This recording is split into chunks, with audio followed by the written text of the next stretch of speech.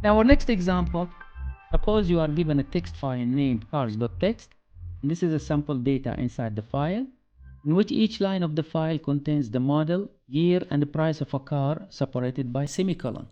So this time the values are not separated by commas, they are separated by semicolon.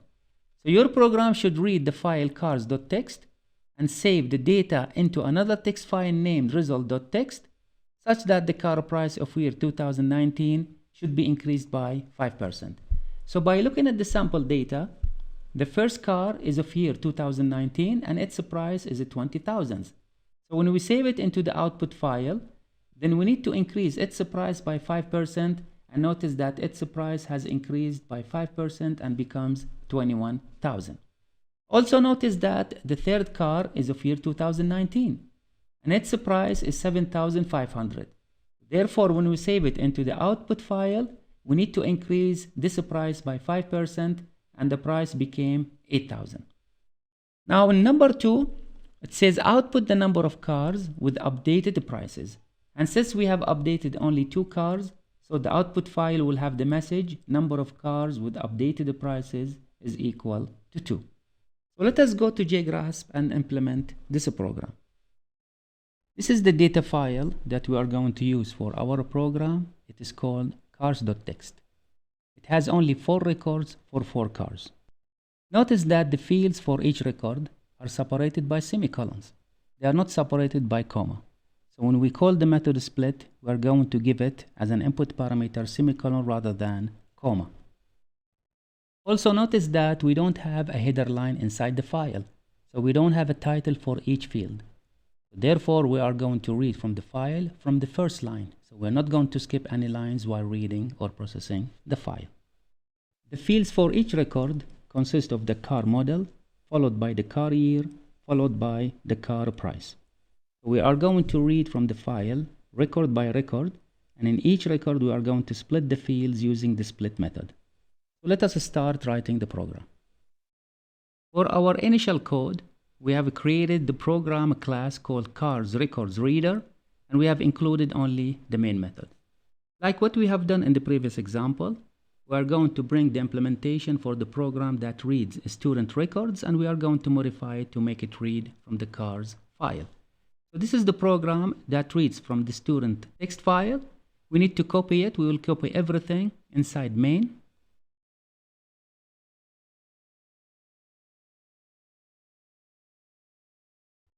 And paste it in our program.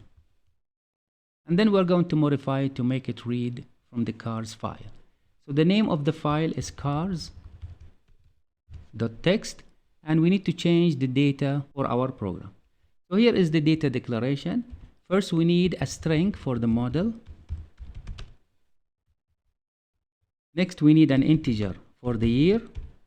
And next, we need double for the price. And also we need the line number as an integer to indicate what is the line number we are reading from the file. And we need the input file as a scanner end file and the output file that is called out file.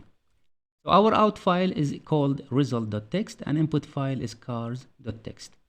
So we don't have a header line, so we are going to remove this line. So we are going to start reading from the first line inside the file. Also, we need to remove these variables. These are from the previous example. And this is the code that reads line by line. So inside, we are going to read each record and save it into a string that is called line.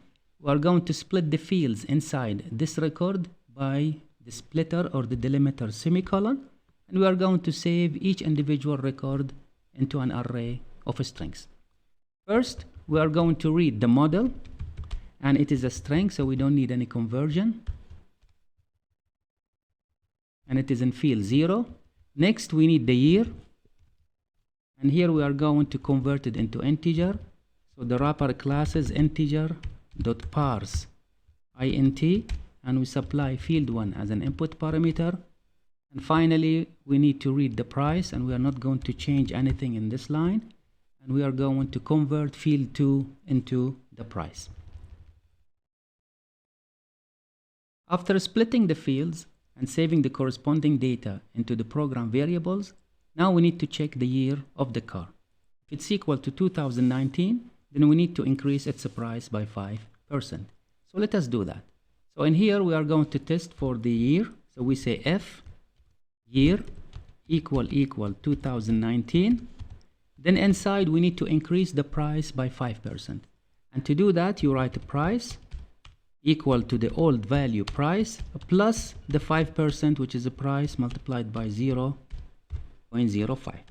But you can make this line shorter by writing equal here, and you remove a price plus. So here you are adding the 5% over the previous price. Also notice we need to count how many cars. So we need also a counter here to count how many cars their prices have been updated. So we need a variable, and we are going to call it updated cars count, and we are going to increment it by 1. So this variable we should declare it and initialize it to 0, and we are going to declare it here as an integer, and we are going to make it equal to 0. We need to remove the unnecessary statements that were left over from the previous example, and after that we need to save the data back into the file. So instead of using system.out, we're going to use the name of the output stream, which is out file. Then we send the record to the output file with the updated price. First we need to save the model, followed by semicolon, followed by the year, followed by semicolon, followed by the new price, which is called a price. And after we finish, these lines are not needed because these are from the previous example. And this completes the implementation of writing all records with the updated prices into the file result.txt.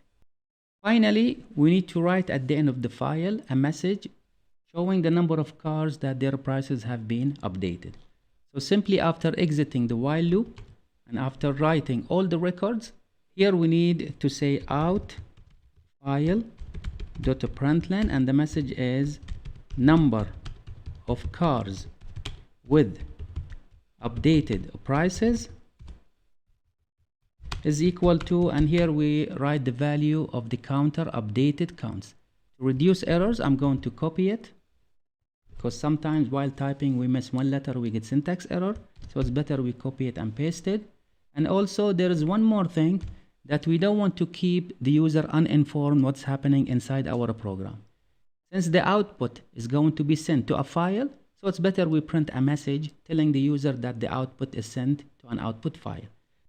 So we write system.out.println, and we will say that the results are saved into the file, and we will write the name of the file between double quotation, and it's going to be called result.txt.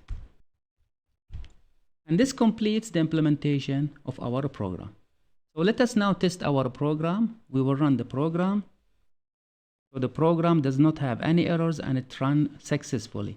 So it says here that the results are saved. We have a spelling mistake. It's supposed to be saved into the file result.txt. Let us run it again. And it says that the results are saved into the file result.txt. Let us open the file to see the results. We go to the directory or the folder where we have created our program, and this is result. Now when we open it, notice now this is the output file. It has all the records for all cars with their prices updated, and we have a message at the end says number of cars with updated prices equal to 2.